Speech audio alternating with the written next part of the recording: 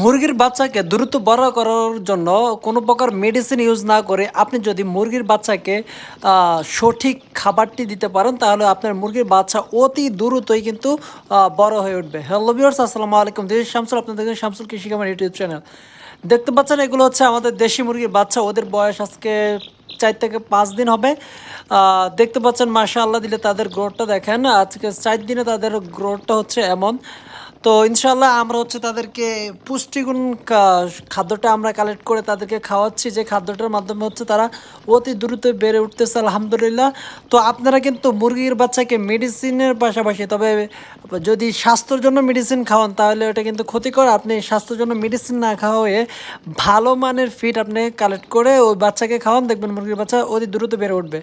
মুরগির বাচ্চা বেড়ে ওঠার জন্য খাবারের পর আর কোনো ও কিছু নেই।